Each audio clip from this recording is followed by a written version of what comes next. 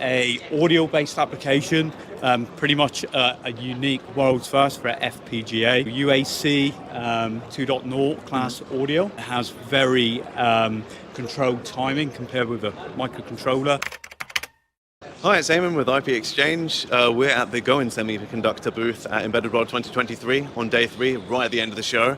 I'm here talking with Danny about the LittleBee series. So you might remember we've already covered the LittleBee series in some of our written pieces, but here's a very interesting application demo. So Danny, do you want to remind our audience a little bit about the LittleBee series as a general case, and then we'll look what's going on here. Yeah, absolutely. Thank you for the introduction.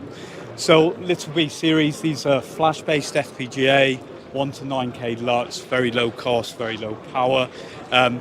Ideal for bridging type applications, video interfacing. Our latest application actually is a audio-based application, pretty much a unique world's first for FPGA. Okay.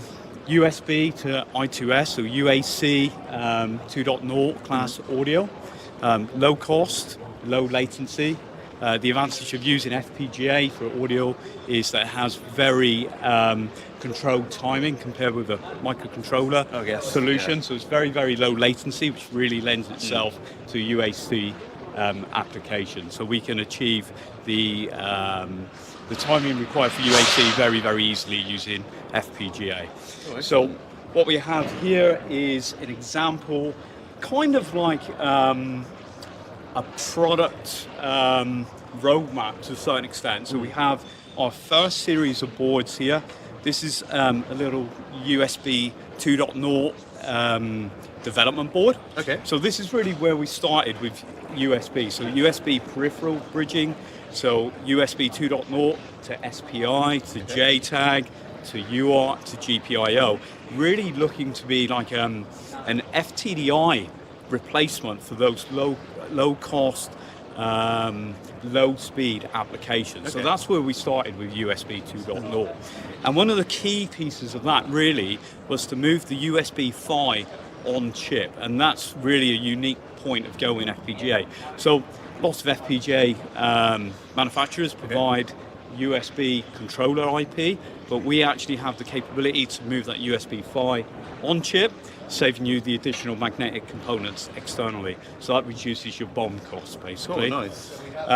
The USB 2.0 solution has been fully certified, so independently certified by an external body. So if you use the Gowin solution in your product, you can rubber stamp it with the USB logo as well. Oh, nice. So yeah, so that's a great little feature. Cool.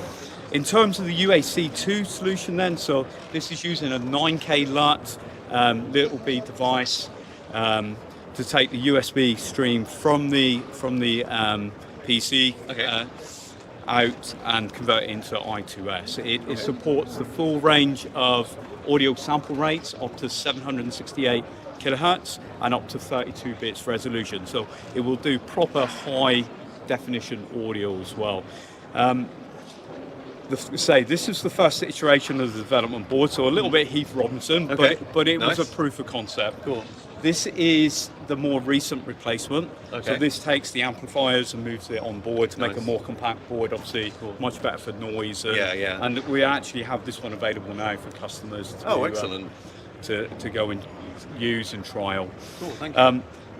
This is an example of the end product. So this is a USB amplifier, in effect, so a USB audio amplifier using the Gowin solution. So this is a very good example of how we start with a low cost, easily pluggable, readily available dev kit, and actually we end up with a customer producing a product that looks like that. Incredibly compact as well. Absolutely, yeah. Cool. So. Unfortunately, because we're on video, we can't actually listen to the result, but with those kind of specs, I'm sure the audio is very, very crisp. It is. It's an excellent solution.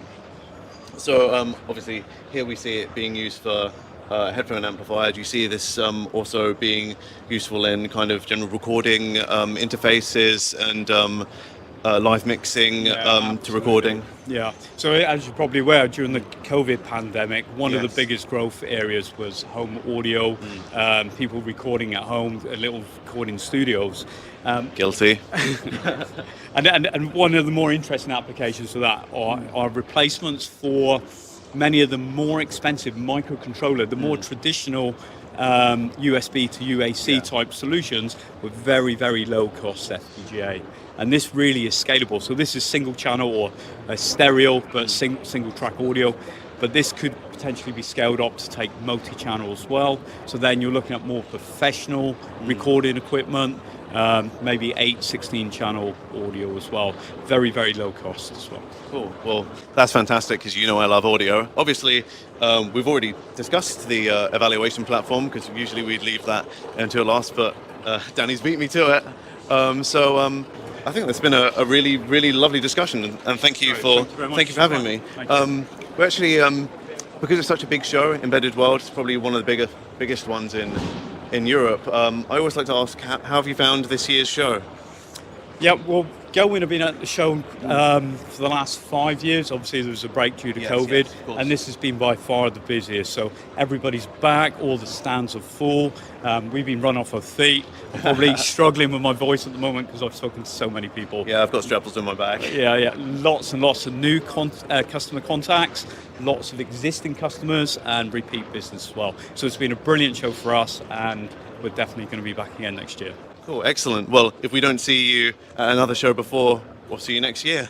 Excellent. And it's Thank you very much. great to discuss with you. Cheers. Thank you. Well, you wouldn't believe it was hailing 10 minutes ago, and now it's sunny again. It's a bit crazy here, but that was a great interview with Gowin. Obviously, I love that board because it's audio related, so if you want to try it out, head to the link in the description.